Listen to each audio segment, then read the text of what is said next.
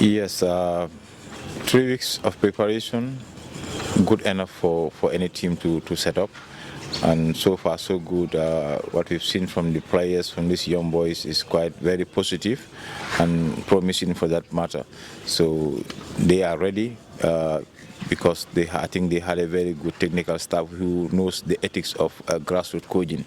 So the environment is so positive, and not only football that they are here for, but again we are here to give them the best attitude as young players to grow up with responsibility. You played test games. How would you rate the test games that you played?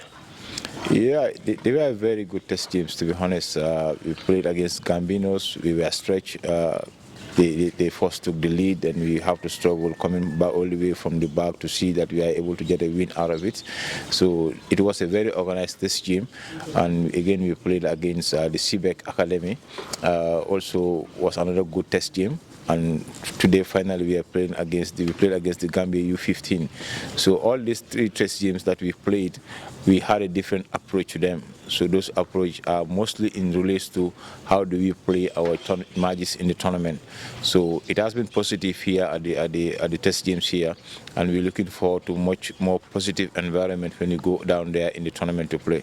The MRI issue comes into contention. How was the MRI test? And if there are some difficulties with regards to the MRI, do you have some of the players that could have made the list tomorrow and will not be available because of the MRI? No, I think the MRI was a very good one for this time around because it was timely first, because we were able to know the level of these players before we get them on the training. So all the players who went to the WAFU, they are all okay to go. But also we have new addition of players. So the federation, we thank them for answering to our timely request for the MRI. So because in the WAFU we were late, it was like 5 days before the tournament we went for the MRI. Most of them failed. Then we have to take another batch again. So, but this time around when we made the request, they were able to give us honor our request timely. So we thank them for that. But the team is in a good shape, so we did some selection based on position specific in what we are lacking much in the WAFU tournament. How is the support like? Because support and motivation ahead of competitions are absolutely very vital for a team to get a result in the tournament. Yeah, the support, what we are seeing right now is quite very much positive for us, to be honest with you. But we need more. Yeah, I mean, when you go into big tournaments like this, a better and much more motivations will keep this labs moving on. So, but we content with what we have right here, right now. But again, we still need more to get the boys to the AFCON. Yeah, looking at the group where we are in, to face Senegal, and of course we have been struggling to break that difficult result against Senegal. It's always difficult for us to grind a result against them. And then our second game is against Somalia, and the third game is against Tunisia. What can be done from your side together with the boys to ensure that we get this one over the line against Senegal? Yeah, Senegal, I think of recent, for the past decades, they've been giving a headache to Gambia in relation to that youth category. Previously we were better, but at some point now they've changed. Their change was much with consistency, because I think they had the right pathway of their youth player development.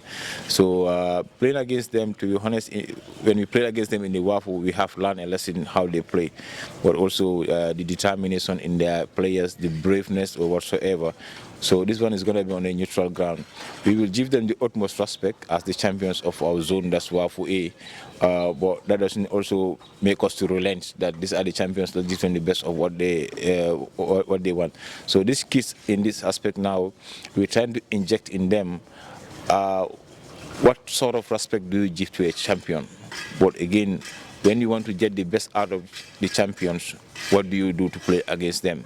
So it's a matter of like, we're trying to do more of a guided discovery to get the best out of these players. So they've learned a lesson in WAFU, and the lesson has pushed us to where we are today. So with that environment, I think we're going to have something positive in that game, inshallah. With an eye on the World Cup, what are our chances in the group?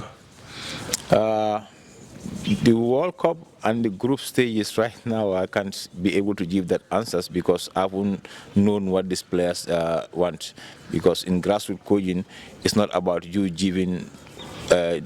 I mean, you set the goals outright, so the players has to set that goal. So it is our responsibility to guide them. How do we achieve those goals? But I think with the environment that I'm seeing, these players are up to something positive for themselves and for the Gambia at large. The players that have trained with you played test games, good players, but are we expecting any foreign-based players to join the team? Yes, we are expecting 3 foreign-based players to join the team. They're going to fly in to Morocco, and we're going to meet with them there. Who are the 3? We have Aliou Dramé from FC Barcelona. We have Serif Touré from Holland, and we Fortuna Sittard from Holland, and we have Sebastian Haruna Dabo, who is coming from Giroud in Norway, in Oslo. You had a player who was very vital for you in the WAFU tournament in Senegal, that is Francis Gomez, now with AC Horsens in Denmark. Why is he not coming? Yeah, because we don't own the player, so we can only ask from the owners to let him come and join us. So we've contacted both the recent club and the former club, but the answers they gave us, like Francis will not be available for this AFCON. So we respect their answers, their verdict to us, and we will move on as a nation. But to be honest, Francis was a very important player with us in the WAFU. The team scored 5 goals in the WAFU. He scored 3 goals for us. He was our top scorer. But also, we were using Francis in a wrong position. Like he was playing more like a defensive midfield player. But all that with this offensive mentality, he was able to give us 3 goals for that matter. So we need him. But again, if the owner says no, we have to go for other options. Coming.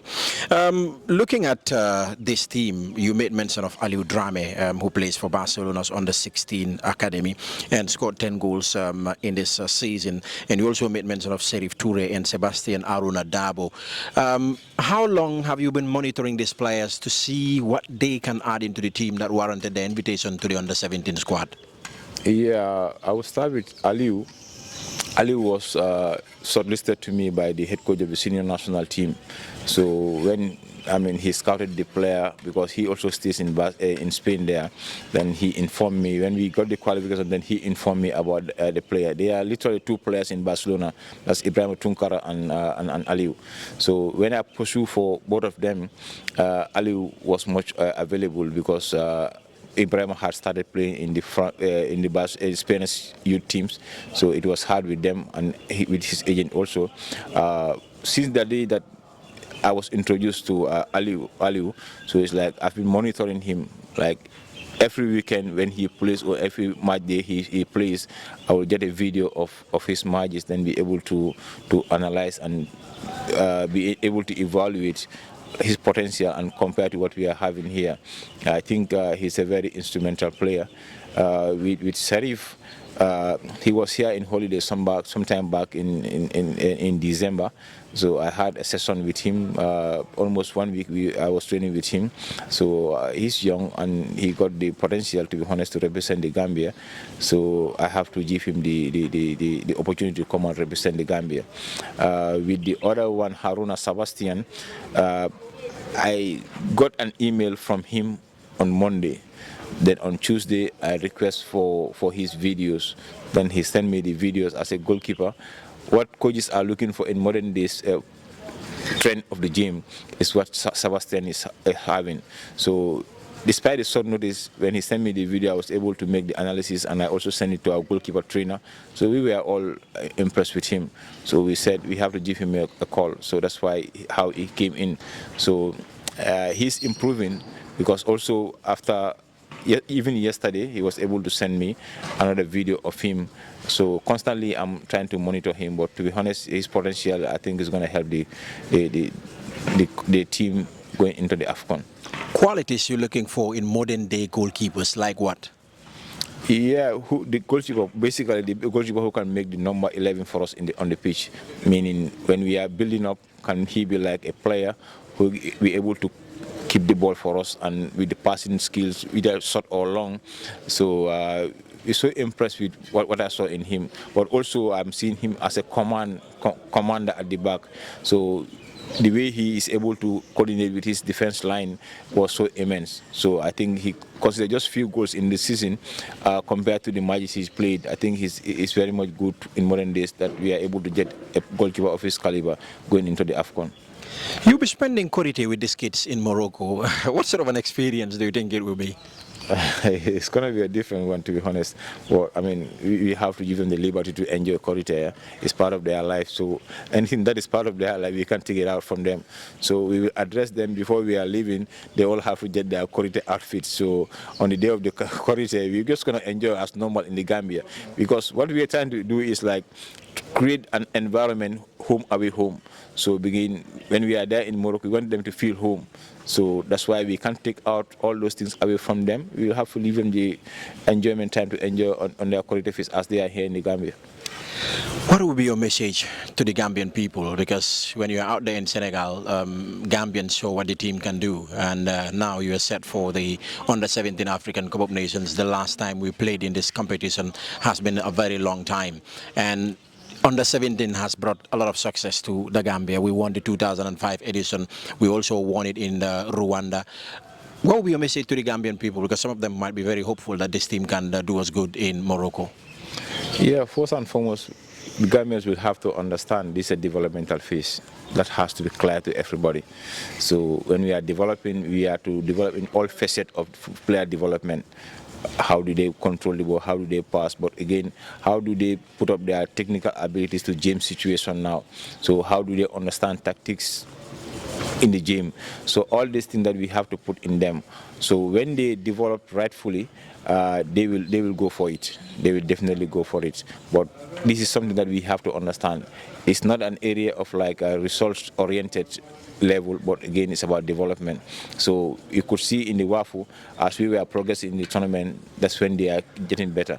So we have to continue on from where we stopped in the WAFU and move on from there. Well, how many players in total are you going with, and when are you expected to leave Banjul?